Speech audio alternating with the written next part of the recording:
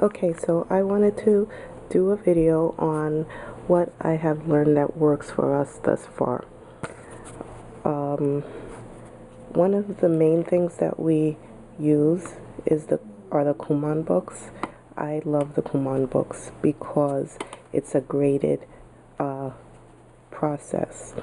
They don't just jump into, like, if you buy a coloring book from the dollar store, what have you, some of the pictures are a little bit too advanced for like a 2, 3, or 4-year-old to color. I like this one because, for example, as you see here, you know, they just have them color the dot and then they graduate to 2 different colors and then 3 and so on. And you know, it's not overwhelming for the child like it can be, because I mean they're going to be learning fine motor skills in other ways too. Drawing pictures, they can, you know, use their imaginations and color what they want on a piece of paper. But if they see something that has just too many spaces to color, they kind of like shy away from it. And even in my work experience with working with children, they tend to not, a lot of children nowadays do not really color because they've lost interest. It's just too overwhelming for them. So I like this. It's a graded process, like I said, and it shows them. It has the little pictures and it shows them what it should look like. And it's not supposed to be perfect. The coloring is not going to be perfect, especially with younger children. But you know, this is a good start for them. So I like this, and this has been a constant. We do the coloring, and also we do the My First Tracing book. Like that, I love this because it does the basic lines. Then it moves on to the mazes. So these are great books to have, you know. And by the time they get to the back, you know, by the time they get to like the 2nd, 3rd, 4th page, they want to keep doing it. And I encourage them to keep doing as much as they want to. And wherever they stop, that's it. With the maze book.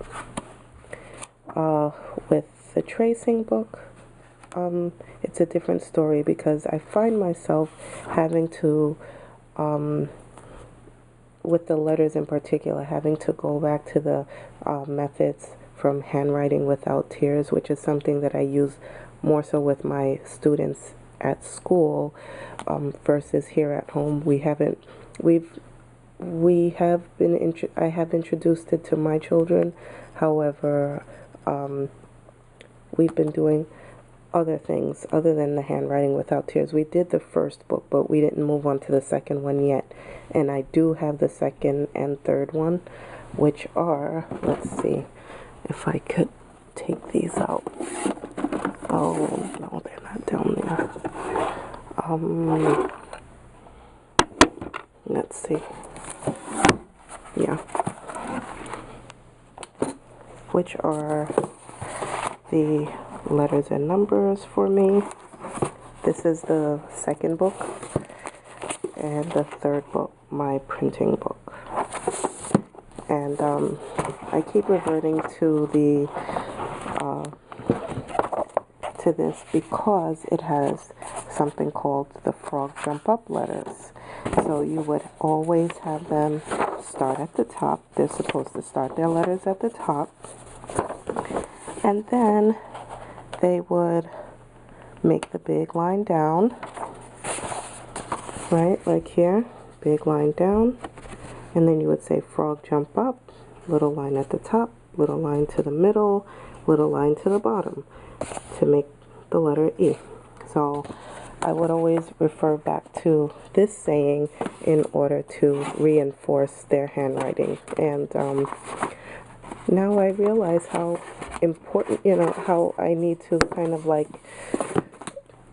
shed that light here on the home front, as well as, you know, just bring my work home with me, if you will. Another thing that we were working on was this Mathletics. These cards I got from TJ Maxx a long time ago for $4.99. Great, great, great. We have the patterns one, and we also have the mathematics. The patterns, they kind of outgrew it rather quickly. They were able to sequence each card in order, and so now we are kind of on the tail end of working with this, still working with it, with the counting and the adding and what have you. So these cards, really, really good.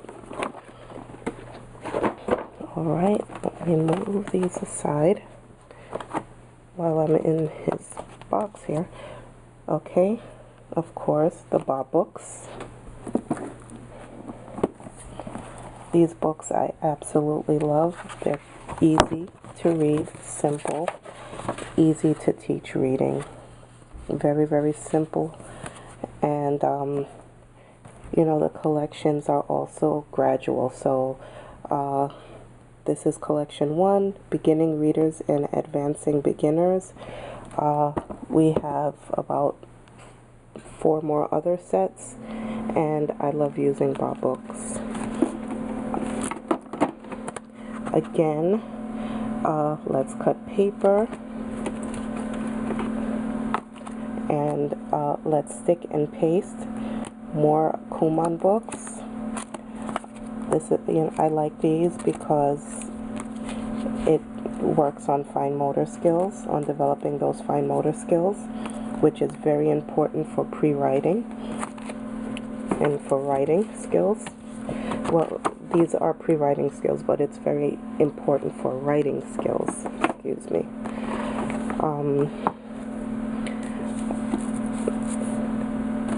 I was watching a video the other day, and one of the women that I was watching, she had recommended that we get this one for each grade. I only have seen them up to 6th grade, but they do have pre-K through 6th grade. So this is a great tool if you are beginning homeschooling and you don't know what to do, where to start, what to teach, what they should be learning, what your kindergartner needs to know, or your preschooler needs to know. This is a great, great tool to follow along. And you can build your little curriculum or get your little educational toys just based on this. Plan your schooling based on this. Measuring, visual arts, math, reading, etc.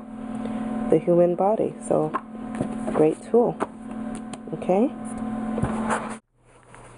Okay, so as I was saying,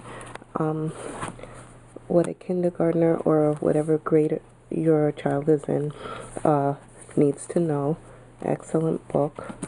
I marked the pages of the things that we needed to focus more measurements, focus more on, going over the half full, half empty, measuring hands and feet, before and after. Those are things that, you know, I just want to work on more. Time, what time is it? In the springtime, we'll go over plants and plant growth. So this just kind of gives me a guide. And it also has little activities that you can do in here with your child. So this is an excellent, excellent resource. I definitely encourage people to get this. Hooked on Phonics. This was a gift, and it has been an absolute blessing. We have been using it, not as often as I'd like. However, we have gone over it quite a few times, and it has been really, really good. So this is another great resource. Now, this book I picked up at Costco over the summer, and it has different subjects. This is a complete whole year curriculum for pre-K. Got it for my son for $7.99. It goes over each letter of the alphabet. It has tracing, which is fine. However, I would have preferred something a little bit more gradual instead of kind of like jumping into it. It also has big and small, same and different. It goes over, it has math, it has science, so it covers a lot of different areas, and it's very nice. However, it may be a little bit overwhelming, and I wanted something that, I wanted to do more interactive stuff as well. So we pull this out sometimes, but for the most part we don't use it. But I'll see how it goes with my daughter. However, it's still a really good workbook. I'm not into buying a whole bunch of different workbooks like from the dollar store and what have you. I like to get things that really work and really just has great information and that is made well, that you can actually see a progression instead of just kind of like jumping into things and kind of throwing things here and there without any thought put into how the book was made. So this is a really good book, lots of thought. This of course is my planner, and as you can tell I have color coded a lot of different things. This is just for the week, and this are my little notes here. So this has been an absolute blessing thus far. Love it, love it, love it. Excellent book for large family homeschooling. Little passports. Again, this is something that we use all the time. Comes in it's a monthly subscription. I think it's $11.99. However, with tax, it's like $13.49. And you can do a monthly subscription. You can pay for 3 months, 6 months, 12 months, whatever. Really, really great resource for teaching geography. It's recommended for children that are 5. However, I have a 3 and a 4-year-old, and they still love it. When they see that package, they know it's from Sam and Sophia, and it's for another adventure. Excellent, excellent, excellent purchase. This here is my letter of the week, and this letter of the week series has been put out by Erica over at Confessions of a Homeschooler. Excellent resource. Excellent, excellent, excellent. I still haven't made all the copies. I mean, you can download it free, or you can purchase the entire set from her. I love, love, love, love this. Very good resource.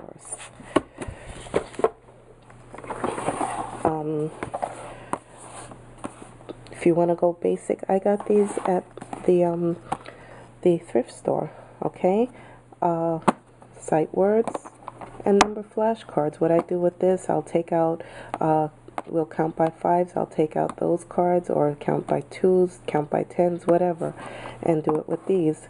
This one will just zip through the words, and I'll read the sentences in the back. Really great resource. This here, pop and add. I mean, you don't have to get something like this. I just, have become a Lakeshore-aholic lately, so I have been getting a lot of resources from them, and I think this is really great. You can use basic things around your house, bottle caps, whatever the case may be, little stones that you can get from a craft store, what have you. But this is a cute little game. You just pop it, put the number of apples in each basket, write it out. Nice, quick, simple, easy game. This tray, I ordered this little curriculum online, and the tray came with it. And these little magnets here, this is a magnetic tray, I got from the dollar store. I did a video on them. This is a great tool as well. Short A, long A, teaches all the vowel sounds. This is another Lakeshore thing. Magnetic learning box. It has the alphabet train. It also goes over what goes in what part of the house here, what each picture and the letter sounds, which letter comes next after A, after C, after Z. Well, not after Z, but you got the you see what I mean. Anyway, opposites carnival, what goes together. So this was really a cute and fun activity. And last but not least, Sitework Bingo. This has been really, really good. Really fun game. Kids love it. And that's what we use for now. There are other things as well. We love science experimenting, and we do a lot of fine motor activities. I'll do a video on that. Stay tuned.